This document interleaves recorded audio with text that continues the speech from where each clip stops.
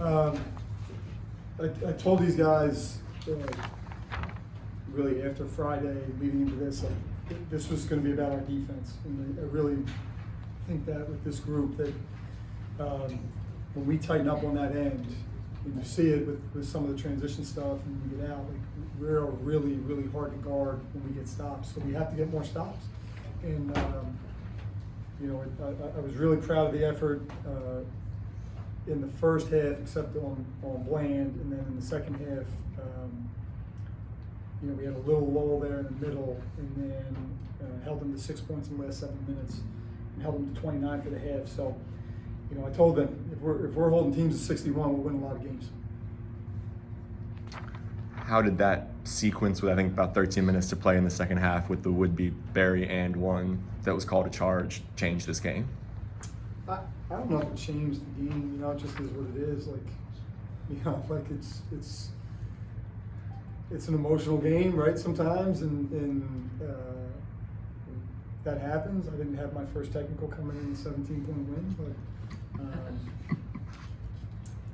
it happens. So, you know, I don't know if it changed the game, right? Who knows if that's not called and we get them one and whatever, and who knows where the game goes from there. I don't have the superpower to get to that alternate universe, but maybe one day. Did y'all have to kind of take a deep breath and collect yourselves after that? The arena, the atmosphere got charged in here. Yeah, it took a minute, but once we did, we kind of settled. You know, and they just locked into like do what we need to do and not get overly, you know, frustrated with whatever's going on, right? And, you know, we talked to them a lot about just getting to the next thing, the next thing, the next thing. And sometimes I need that reminder too, you know, but I thought they did a great job of that. Just finding, okay, get our footing back, do what we need to do, and handle our business. Coach, you talked previously about how you don't want the team driving. You guys are looking sharp. The student media looks sharp. The regular media looks how the media usually looks. You talked previously about how when the team drives to the basket, that sometimes they look like they're trying to draw fouls instead of necessarily looking to score. Specifically in this game, it looked like a couple tries by Jadrian. It looked like he was trying to draw fouls, and then eventually he got 3 fouls back to back by looking just to score the basketball. Did you say anything to him there? We talked about that after that stretch. That it's exactly right. We were going and we were like letting their contact take us out of what we wanted to do, instead of just going to go get a layup, go finish. And yeah, I thought our attacks after that were more like, no, we're getting where we want to get to. And when you do that, you get the benefit of the doubt in those calls. And I thought that's what happened. So it's, you know, good observation by you. How key was Lazar's rim protection on the defensive end, 4 blocks? Does that kind of free up everybody else? Yeah, I mean, that's it's always a big deal to me, you know, and the way that we play is having that good rim protection. You know, we've gotten it, like Firm's given it to us in the first 2 games. It was Lazar tonight. And it was something that watching them, we had seen, like Seton Hall did that. They blocked 9 or 10 shots. I think one guy had 6 maybe. So they, that was something that we saw in it. Like when they start to go, they kind of head down and just trying to force it to the rim. You know, those are, when you block shots like that, now they got a couple of them back, so their offensive rebounding numbers go up and things like that, but there's something about missing a shot and getting your shot blocked that is, it just adds to it, right? Like, yeah, you can go and you miss the shot, and it's like, oh man, I missed the shot, but like when your shot gets blocked, because I thought there was a couple more where they were searching for us as they went in, they were kind of looking to see. And now you don't get a block for that, but it alters the shot. Right? That's rim protection too. That okay, now they're trying to rush or they're trying to take a crazy one because they're worried about somebody coming over. So yeah, huge. We need that all the way around. And then not just from the bigs, like our wings can do that too. We have enough size, you know, with those wings that they should be able to get more of those.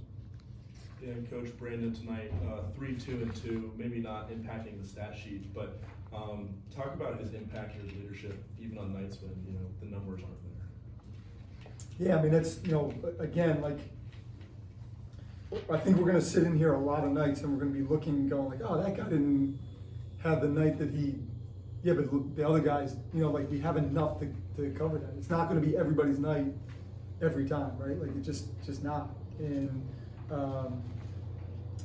again, whatever it was, it's 5 guys in double figures, it's multiple guys with multiple assists. Like those are things that we need, because we need it from everybody, right? We need it from everybody. And it's comforting to me to know, okay, when someone doesn't have it, we have somebody else that can step up and give it to us, right? Like Nick gets 3 fouls, Ahmad gives us good minutes. Like it's, you just go down that line of like, okay, like we can come in the next wave, the next wave, the next wave. Usually somewhere early in that first half when I'm subbing, and now it's the next 5 guys, if you want to call it that. It's subbed 5 basically, and there's a group of 5 out there. Like you don't feel like, oh man, like our bench is in the game, right? Like we have multiple starters. We have more than 5 starters. We just do. And again, like those guys all, and Brandon is definitely one of them. Like they have used their voice more in such an impactful way, and that gives me hope for the future of this group. And then you talked about the assists, a negative turnover to assist ratio, 16 assists, 17 turnovers, -1. But how do you clean up that side of the game? Yeah, I mean, just in the second half, some of it got to the frenzy part of the game, and we got out of ourselves a little bit, and then some of it we got a little stagnant.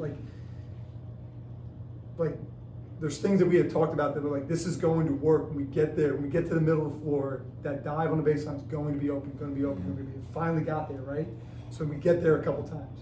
Well, what's the defense going to do? They're going to adjust, right? So now it's like the next thing's open, right? Like so, and we were too focused, and that's something that we got to look at, and we'll talk about tomorrow when we meet. Is like the next thing, right? It's not always going to be that.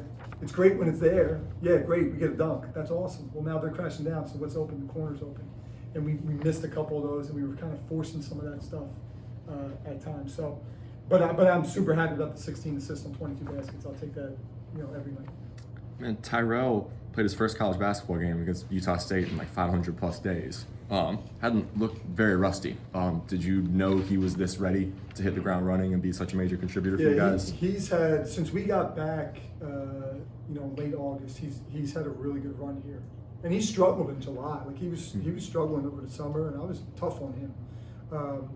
Knowing that we needed to speed that curve up, like when you don't play, like you look at him and go like, well, he didn't play last year. But the reality is he didn't play from March of 2023 till November of 2025. That's a long stretch, right? Like, I'm right on that, right? Yeah. That's a long stretch. So it's not just like he didn't play last year. There's a lot of lull there. So trying to speed his process up, his work ethic has gotten really, really good. His intensity at which he does things gets really, really good. And he's such a great kid. And they tell me that he was running his mouth the whole game, which we got to play with an edge. Coach, guys like Barry Evans and Tyrell Ward were sitting on the elbow of that zone. How important was it for them to take care of the ball in the midst of that zone and kick it out and also drive inside and kind of facilitate that middle area? Yeah, that's what we want to do. Like when we see that, we want to play through that middle, and it's not to shoot the ball from there, right? Like that's what the defense is trying to give you, but it's trying to facilitate from there because that's uncomfortable. That ball gets it. It's the same thing we're trying to do against man-to-man, right? Like try to get it to the paint and then read from there, right? Kickouts are open, to the rim's open. Again, like I got to watch it live. I think we missed a bunch of those things. Like, hey, there's guys open at the rim. Like at halftime, it's all we talked about was like the rim is open. Like get it there, the rim is open. We finally got that in the second half. That's what I just said. Like, and then when they start taking that away, okay, now the kickouts are there. So, the assist numbers were good. Obviously, we have to take care of it from there because it does get a little dangerous in there. Sometimes if you get hesitant, now there's a lot of hands and bodies, and that's where they get deflections and steals. Terrence is shooting with so much confidence. Did you say anything going into the season to him to the effect of let it fly? No, I mean, it's the same thing I tell all those guys. Mm-hmm. Like they put in a lot of work. I have a lot of confidence in them. If they're open, shoot the ball. If it's the right shot, we don't need to force anything. We don't need to, just run down and just take a crazy shot just to take a crazy shot. But we're trying to get the best shot for us, right? Whether that's your shot, his shot, the next guy's shot, doesn't matter. We're trying to get the right shot for us. And, you know, when he's open, like, he should shoot the ball. And I did, you know, over the summer, there were times he was passing ones up. I'm like, you're open, shoot the ball. Like, but it's the same I would tell Tyrell or Bam or Barry or, you know, go down the list. Coach Blaine hit like 18 by halftime, and what did you guys change to limit him to 7 in the second half? Not enough. No, we just stayed a little more attached. You know, there was a couple broken plays. He got, you know, was able to get out, and they were able to find him. You know, our early defense, even down, whatever we were down 8-5, I think to start, or whatever it was. At the first media time, like, our defense had been good. Like, they had hit 2 tough shots.